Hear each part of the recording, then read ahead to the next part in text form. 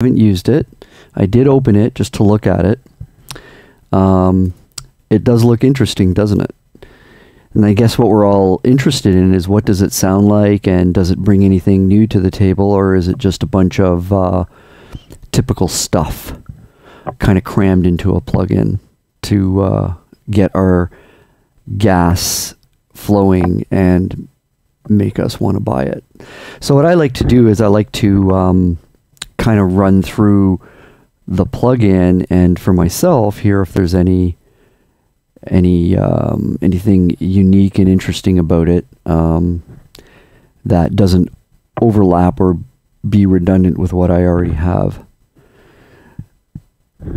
So why don't we just, I'm going to just run the drums. I have BFD instantiated with just a kit. And I don't know, what I'm going to do is I'm just going to play the drums, and I'm just going to run through the different modules and hear what they sound like. I haven't heard this thing, so this is like the first time I'm hearing it, the first time I'm working with it. So let's see how things go here.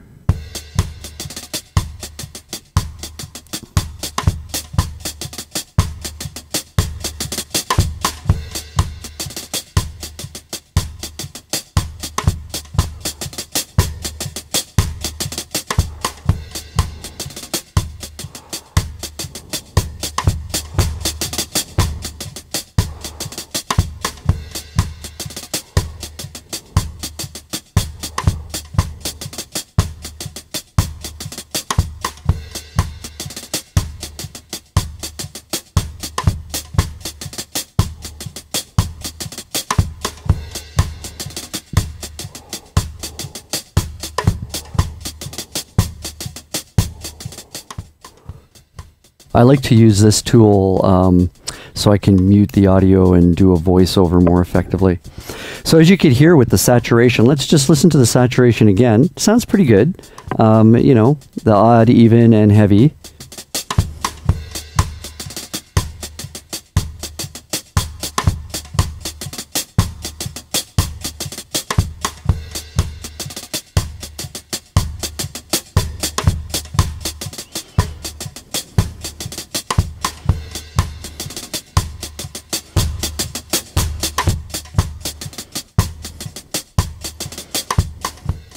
So let's try the filters in the pre section. So far the plugin's looking pretty good. It has some nice nice options. I like the slopes on the filters. Thump.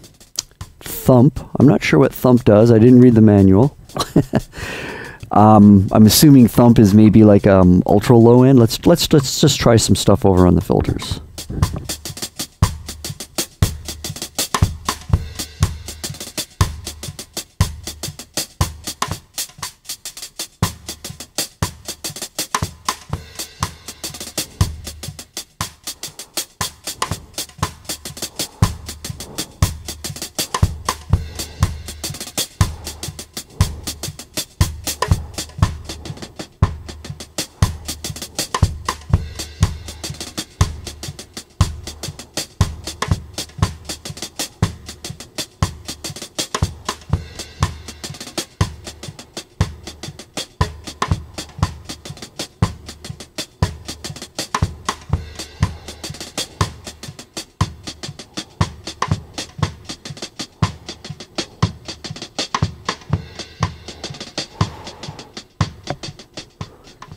They sound okay. I mean, they're not like the smoothest filters I've ever used, but they're workable, I think.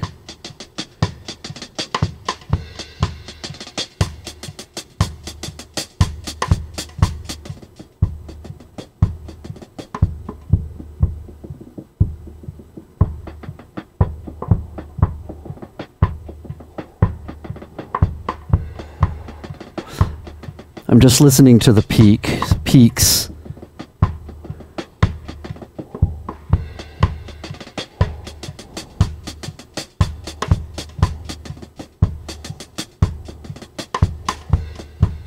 Yeah, that's not bad. That's not bad. Let's see if this thump is discernible.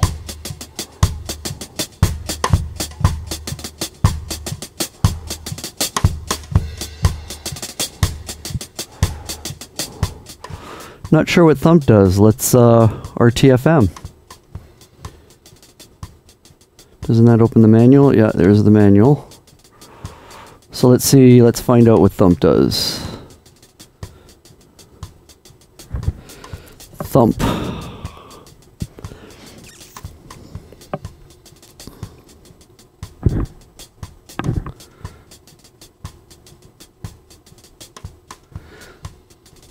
Okay, sorry, I'm just looking to see what thump does. Here we go, thump.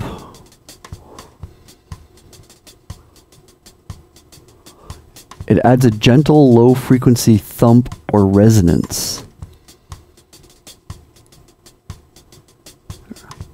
Okay, let's see if we can hear that.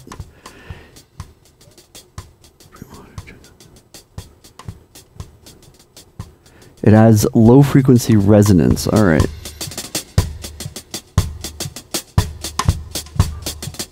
Okay, I can hear that. That's interesting.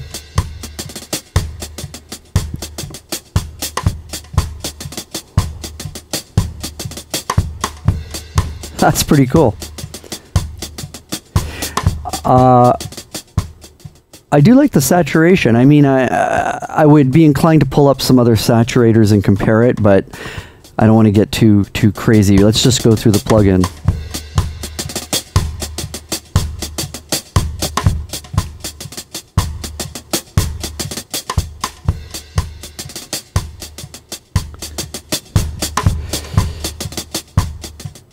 I would like to have had a gain offset on the pre so that it's easier. Well, see, I'm trying to A-B with the pre on and off, and of course with the drive up, it's giving us more gains, so they're not level matched, so it's harder to compare.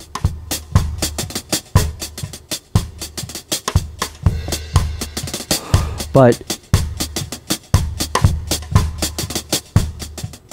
it is adding some nice body and beef. Let's go. Let's play with the gate.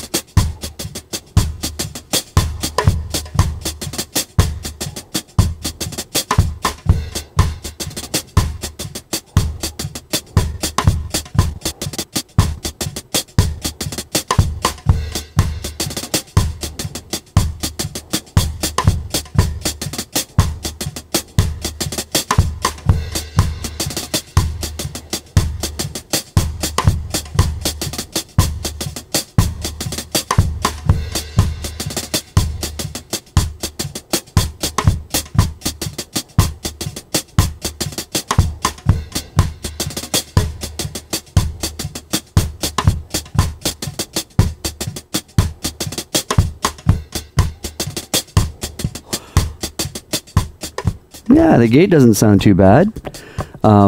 Pretty easy to dial in. I'm just trying to dial it in with this drum loop here. Just to, you know, there's reverb on it, so I'm just trying to play with the gate, see how musical it is, see if it's effective, see how clean it is, how well that it gates and does things kind of, you know, musically and transparently. It's not too bad.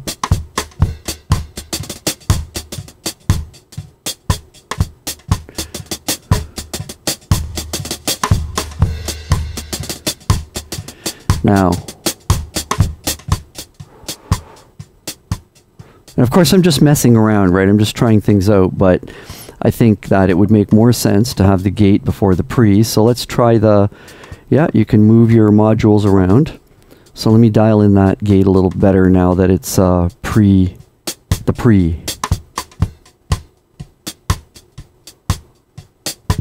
Ah, that's nice. I didn't even adjust anything.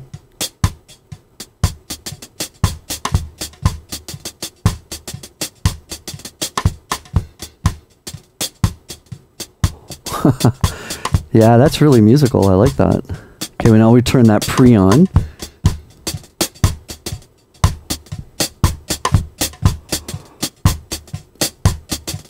Okay, we're clipping. Be nice to have. I wonder what this does. Oh, nice. Interesting. So separate controls for your channels. Oh, what's going on here? There we go. What does the gate show us? All right, so each module, let me dim it here. So each module has separate parameters as basically a separate gate and pre or whatever for each of your channels. So since I'm in stereo, I can call up separate channels if I want to do that, or I guess this is like a linked channel across the stereo. That's pretty useful, I think. I do like the sound of these two things working together. I want to get the gain down. I guess my only option is to drop the input. Now, I don't know. I see sidechain. What does this do? Yeah, so what I would like to have had was essentially a gain, like an in and an out gain on each module. I know maybe that's asking for too much, but the only solution right now to control the fact that we're clipping within the plugin is to drop the input level. But if I drop the input level, it means I've got to essentially readjust my threshold, which is kind of annoying. I'm not seeing any other way within the modules to adjust gain. Okay, so let's just do that.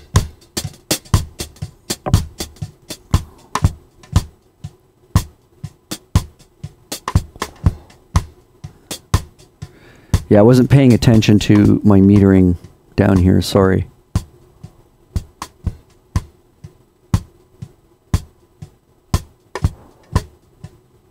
The gate sounds really good.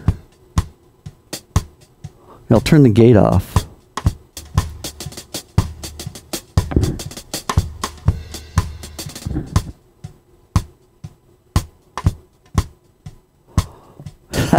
That's really workable. I like that. It's not really clicking.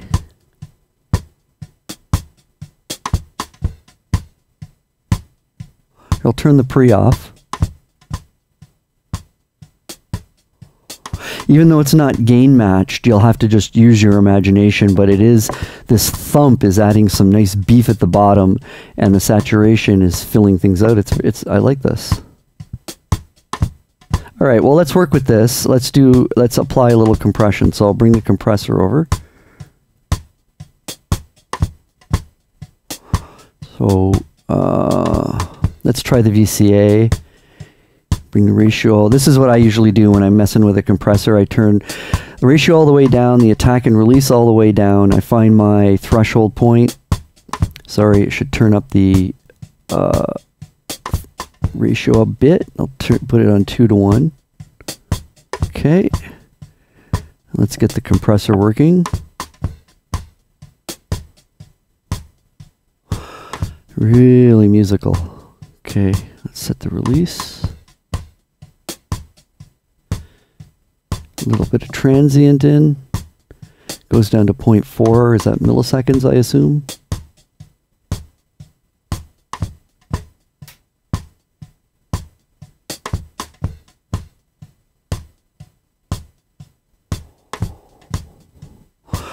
Okay, so this has some makeup gain here. Let's so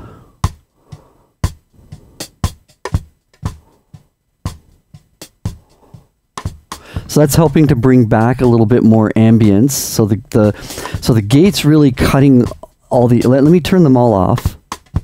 Let's go through again. So you can hear there's reverb, and that reverb Well, I don't. It doesn't really matter where that reverb's coming from. It might be coming from a reverb in BFD. It might be a recorded reverb in BFD. Sounds like it's an added reverb. But anyway, the gate is suppressing that reverb and some of the drumming. The pre is giving some nice heft and body to everything. And then the compressor's kind of bringing a little more ambience in and reducing that heavy thumping.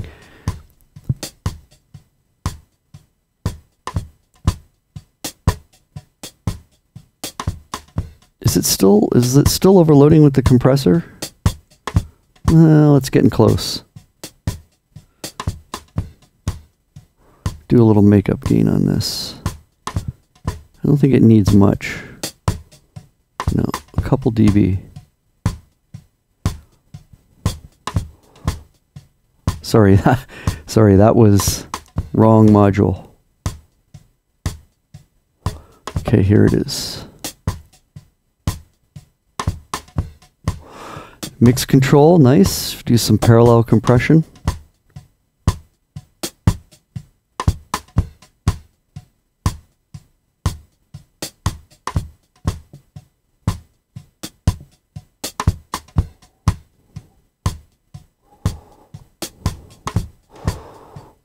Okay, so next one is the de-esser here. So basically dynamic equalizers. You get two of them. Nice. Different curves on each of them. I assume they're independent. Let's mess around with those.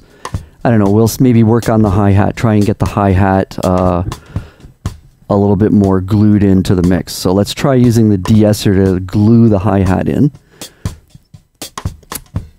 Okay, so again, I don't know how to use this. Nice, so basically a solo, is that on the frequency we're affecting? Yep, that's a great feature. Okay, so let's find that hi-hat.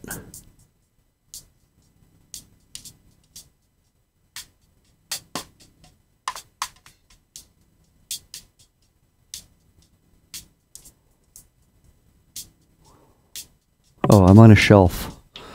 Crying out loud. Okay. Probably a little wider. That's nice. So instead of like giving you a cue, you get some workable curves.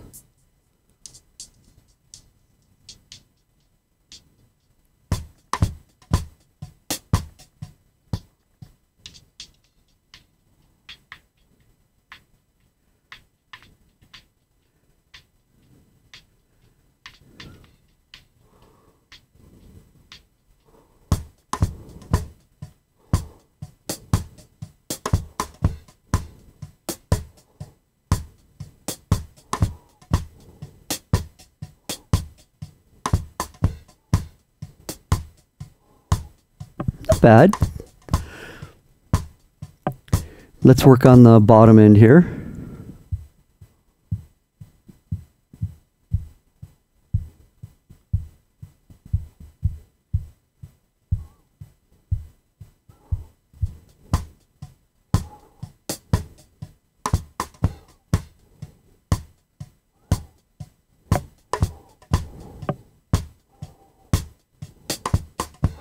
Probably have put the de-esser before the compressor, but whatever.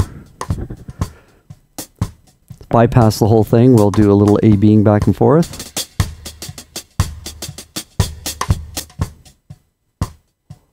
Yeah, well, it's heavily compressed and everything. You know, we're just messing around here.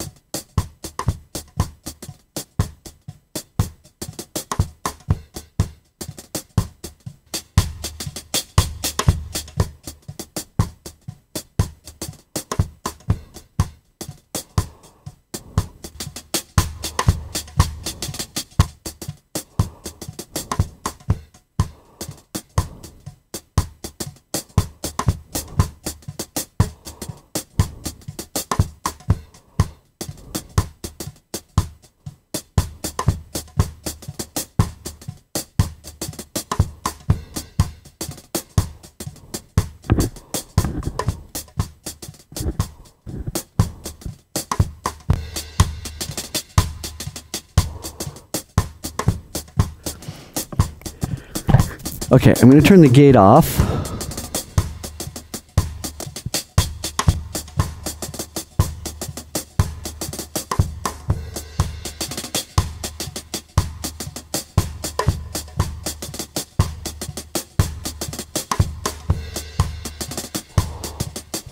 I hear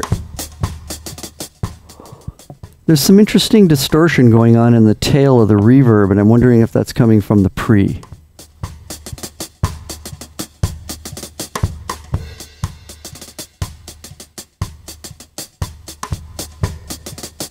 No, no, no. Those are just early reflections, I think. All right, let's mess with the EQ.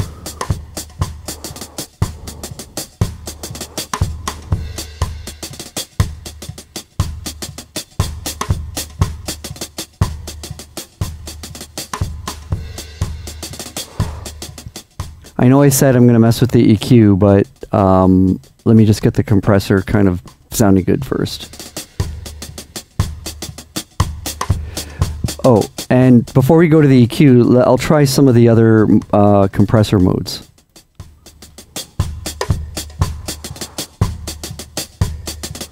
Let's get the ratio up. So we're on VCA.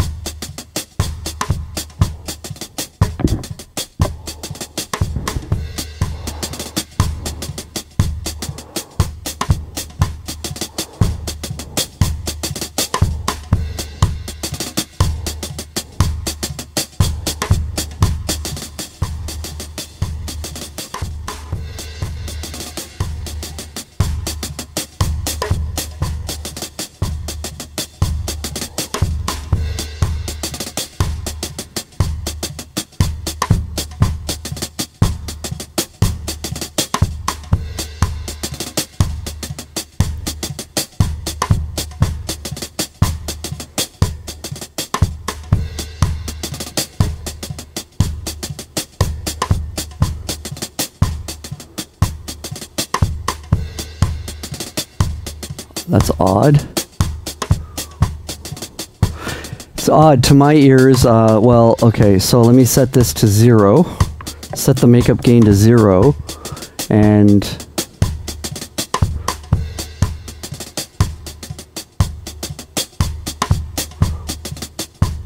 it's kind of odd that the compressor sounds a little louder.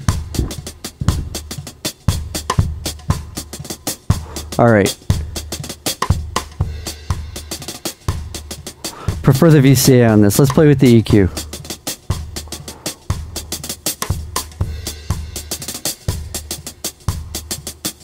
Shelf.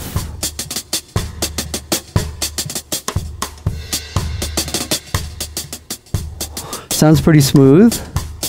P. Peak, I guess. Peak. All right, let's hear what the peak of this EQ sounds like.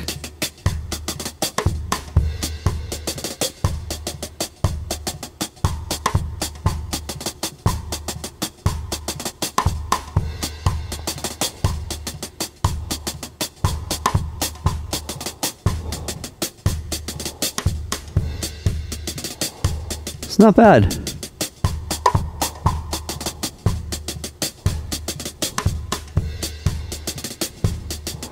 Can turn them off independently. That's nice. Let's play with the mid.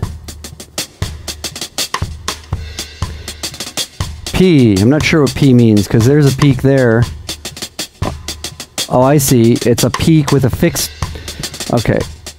So it's a peak with a fixed Q, I think, and then it's a peak with an adjustable Q. 4 bands, pretty good. All right, let's hear mid. Sorry.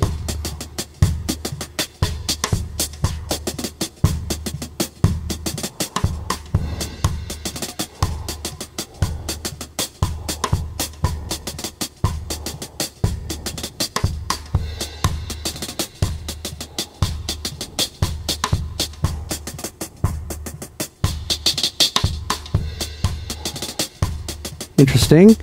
Tone. What the hell is tone? Why are they calling it tone?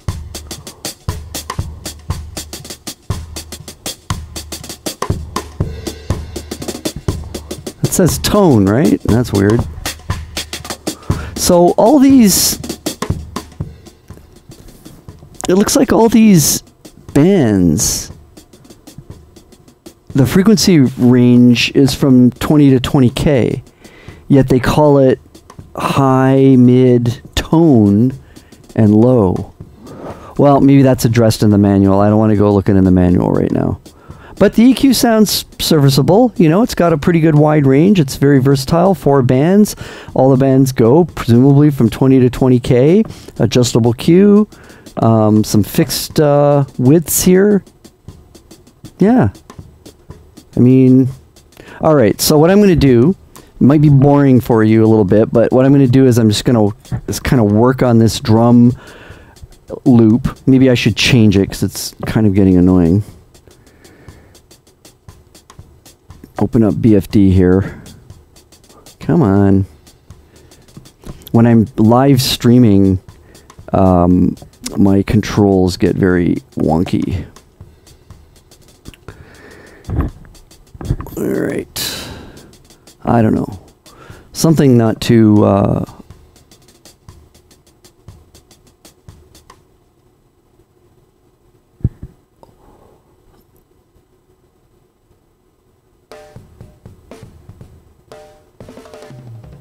Okay, that might be alright to play with.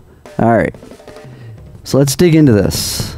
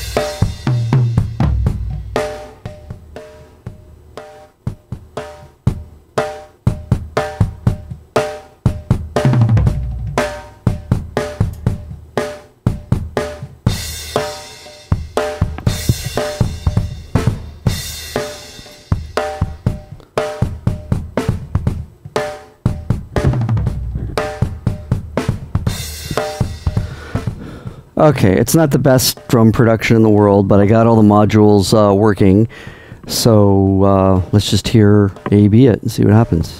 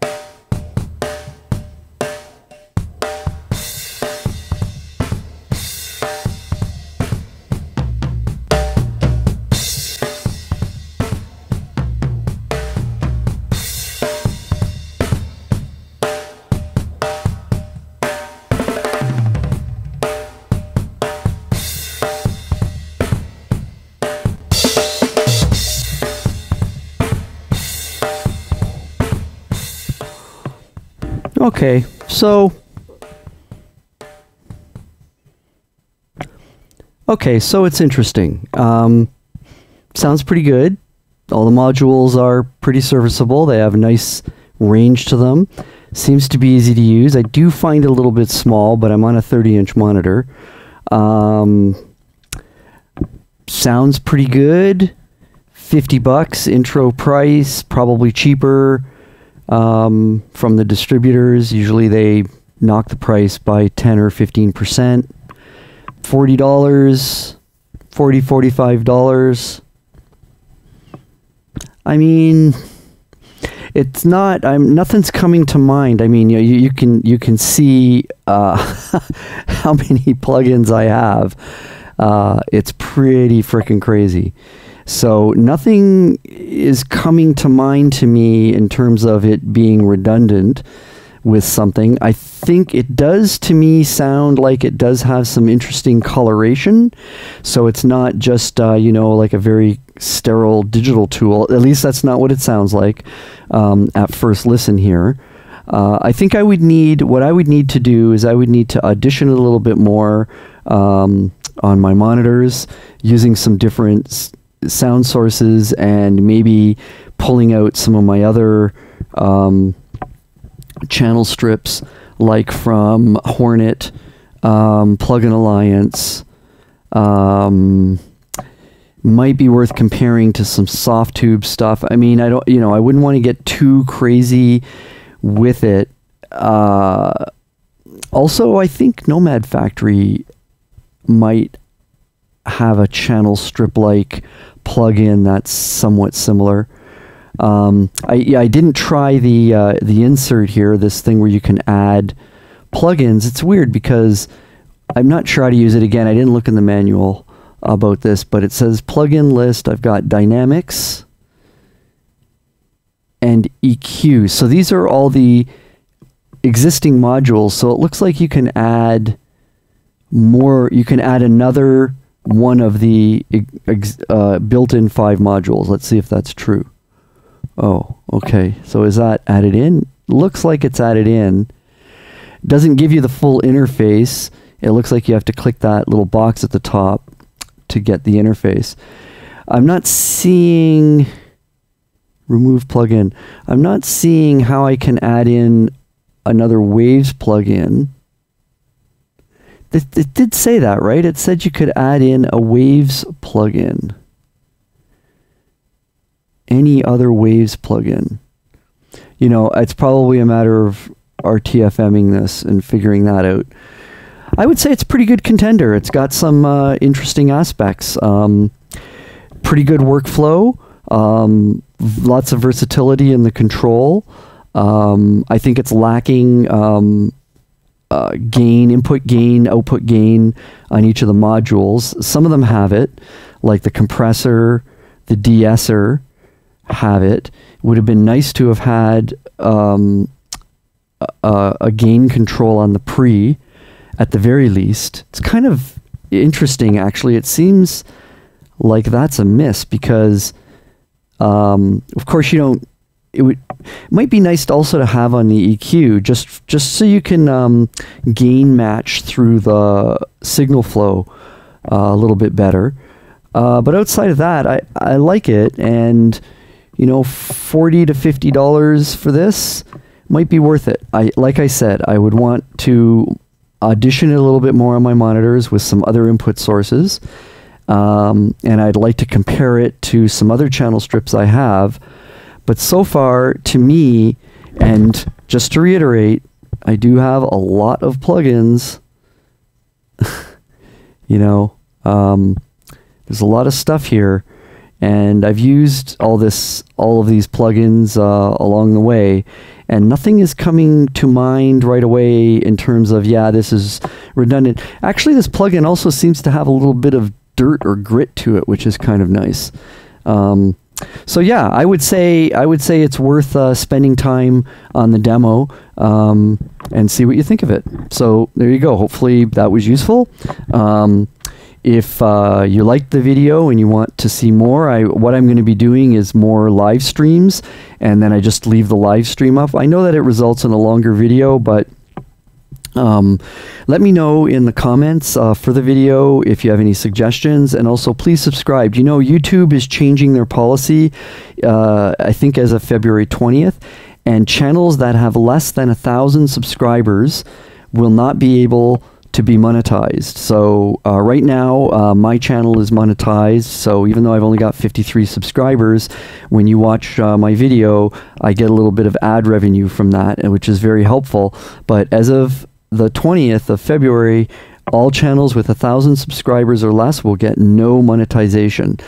And, you know, I think this is going to have a pretty bad impact because it's going to reduce the incentive for people that have channels like mine to continue building their channel, because trying to get to 1,000 subscribers is a lot, especially when you're doing kind of specialized stuff like this.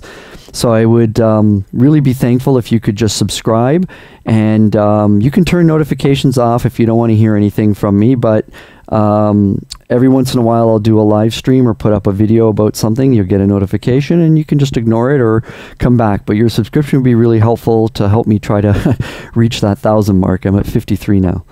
Okay, so thanks for watching. This video will, once I close it off in about a half an hour, it'll show up as a published video, and you can go back and watch it. And what I like to do is, because these live streams are also very long, is I'll go through it and I'll make a table of contents in the video description that'll enable you to just be able to jump to different parts of the video more quickly.